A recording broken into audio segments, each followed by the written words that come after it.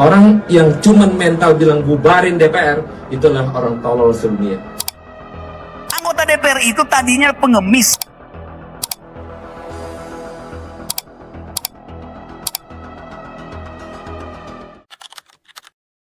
Di negeri yang katanya kaya raya ini, mengapa rakyatnya justru merasa lapar? Di saat ribuan kepala keluarga terpaksa pulang dengan mata berkaca-kaca karena kehilangan pekerjaan, gedung-gedung megah di Senayan justru bergemuruh dengan tawa dan angka-angka fantastis yang menari di rekening para pejabatnya. Bukankah ini ironi paling telanjang yang pernah kita saksikan?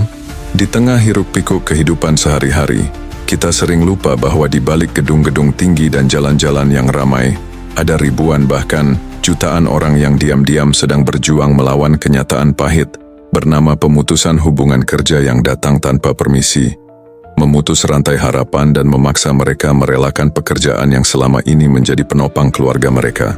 Di sektor manufaktur, tekstil, hingga teknologi, berita PHK sudah menjadi santapan sehari-hari yang meninggalkan luka yang sulit diobati, dan angka pengangguran pun terus bertambah tanpa ada kepastian kapan badai ini akan reda.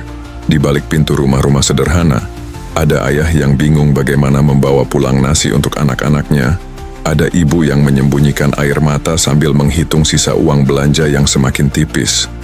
Kondisi ini membuat banyak keluarga kehilangan arah, membuat anak-anak yang tadinya punya mimpi besar kini belajar menerima kenyataan pahit bahwa hidup memang tidak selalu adil. Para pekerja yang tadinya menjadi tulang punggung industri kini hanya menjadi angka dalam laporan perusahaan, sementara perusahaan itu sendiri sibuk mengamankan neraca dan kepentingan pemegang saham. Kenyataan ini semakin terasa menyesakan ketika kita sadar bahwa perlindungan sosial masih jauh dari kata memadai, dan program pemerintah yang digadang-gadang seringkali tidak menyentuh inti persoalan di lapangan. Mereka yang ter-PHK tidak hanya kehilangan pekerjaan, tapi juga kehilangan harga diri, rasa percaya diri, dan harapan yang perlahan terkikis oleh kenyataan pahit. Dan ironinya, semua ini terjadi di negara yang katanya kaya sumber daya, negara yang bangga dengan pertumbuhan ekonomi, tetapi gagal melihat wajah-wajah muram di balik statistik yang membanggakan. Sementara itu, di sisi lain kota, di balik dinding tebal gedung parlemen, kehidupan tampak berjalan dengan ritme yang berbeda, penuh kenyamanan dan fasilitas serba. Ada yang membuat banyak rakyat hanya bisa mengelus dada sambil bertanya, kenapa mereka bisa hidup seperti itu? Di saat rakyat biasa menghitung sisa uang untuk membeli beras, para anggota dewan menerima tunjangan rumah yang nilainya setara dengan impian banyak keluarga, mencapai puluhan juta rupiah per bulan hanya untuk tempat tinggal. Padahal gaji pokok mereka mungkin terlihat kecil di atas kertas, tapi jangan lupa, ada rangkaian tunjangan dan fasilitas yang membuat total penghasilan mereka melampaui 100 juta per bulan. Ini bukan sekadar angka, ini adalah bentuk ketimpangan yang mencolok di depan mata, yang menyatakan secara terang benderang bahwa ada dua dunia di negara ini, dunia rakyat biasa dan dunia para penguasa. Ironi ini semakin dalam ketika kita menyadari bahwa para pejabat ini disebut-sebut wakil rakyat, tetapi tampaknya jarang sekali berjalan di trotoar yang sama dengan rakyat yang mereka wakili.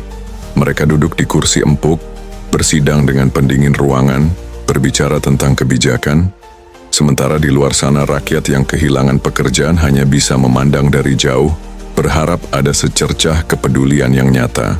Bukankah seharusnya mereka menjadi cermin dan suara dari penderitaan rakyat? Bukankah seharusnya mereka ikut merasakan kesulitan yang sama agar keputusan yang mereka buat lahir dari empati, bukan sekadar rutinitas birokrasi? Bayangkanlah kontrasnya pemandangan ini. Di satu sisi ada buruh yang harus menunggu antrean panjang untuk menerima pesangon yang tidak seberapa, dan di sisi lain ada pejabat yang dengan mudahnya menerima tunjangan rumah mewah seharga mobil baru setiap bulannya. Perbedaan ini bukan hanya soal uang, tapi soal keadilan, tentang rasa pantas dan kepedulian yang seharusnya menjadi dasar dari sebuah negara yang mengaku demokratis. Di setiap pemberitaan tentang PHK, kita mendengar tangis yang tertahan, mimpi yang patah, dan keluarga yang hancur. Sementara di setiap berita tentang DPR, kita mendengar angka-angka fantastis yang memancing amarah dan cemooh publik. Ini adalah cermin ketimpangan sosial yang terus melebar, membuat jurang antara yang berkuasa dan yang dikuasai semakin dalam dan sulit dijembatani. Ketika rakyat dituntut untuk berhemat, bersabar, dan tetap bersyukur, para wakilnya justru seolah berlomba menunjukkan betapa nyamannya hidup di lingkaran kekuasaan. Inilah yang membuat banyak orang mulai mempertanyakan makna wakil rakyat itu sendiri. Apakah mereka masih mendengarkan atau hanya berbicara untuk dirinya sendiri? Rakyat semakin skeptis, merasa bahwa suara mereka hanya menjadi formalitas, sementara kenyataan sehari-hari menunjukkan jarak yang hampir tak mungkin disatukan. Fenomena ini bukan hanya soal ekonomi, tapi soal moralitas dan rasa keadilan yang terguncang, yang membuat banyak generasi muda mulai merasa kehilangan kepercayaan pada sistem yang seharusnya melindungi mereka. Ketika seorang pekerja yang rajin dan penuh dedikasi bisa kehilangan pekerjaan karena alasan efisiensi, sementara seorang pejabat yang lalai tetap menerima fasilitas mewah, rasa keadilan itu perlahan mati di hati rakyat. Kita melihat berita demi berita tentang PHK, tentang orang-orang yang mencoba bangkit dengan usaha kecil-kecilan, tentang keluarga yang terpaksa meminjam uang untuk bertahan hidup. Tapi di saat yang sama, kita juga melihat foto-foto pejabat tersenyum lebar, menikmati fasilitas, bahkan tak jarang terlibat dalam polemik tentang anggaran yang memicu kontroversi. Ini bukan sekadar cerita biasa, ini adalah potret nyata dari ketimpangan yang bisa menjadi bom waktu jika dibiarkan. Bagaimana mungkin rakyat bisa percaya pada pemimpin yang hidupnya jauh dari realitas mereka? Bagaimana mungkin anak-anak muda bisa bermimpi besar jika yang mereka lihat hanyalah sistem yang memihak pada segelintir orang di puncak piramida? Namun meski penuh dengan kekecewaan, kita tidak bisa hanya berhenti pada rasa marah atau kecewa. Karena bangsa ini masih punya harapan yang lahir dari suara-suara kecil yang berani bersuara lantang menuntut keadilan. Kita butuh pemimpin yang berani memangkas fasilitasnya sendiri sebelum memotong harapan rakyatnya. Kita butuh wakil yang benar-benar berjalan di sisi kita, bukan di atas kita. Kita butuh kebijakan yang tidak hanya ada di kertas tetapi terasa nyata di meja makan, keluarga-keluarga sederhana yang sedang berjuang. Karena jika tidak, sejarah akan mencatat bukan hanya tentang kemiskinan yang meningkat, tetapi juga tentang ketidakpedulian yang menjadi penyakit bangsa ini. Di era di mana informasi bisa menyebar secepat kilat, rakyat tidak lagi mudah dibungkam atau dibohongi. Ketidakadilan akan selalu menemukan panggungnya sendiri. Saatnya kita bertanya pada diri sendiri, sampai kapan kita akan diam? Dan inilah waktunya, bukan besok, bukan nanti, tapi sekarang, saat setiap dari kita harus mulai menyadari bahwa perubahan tidak datang dari mereka yang nyaman, tetapi dari mereka yang terusik dan marah karena ketidakadilan.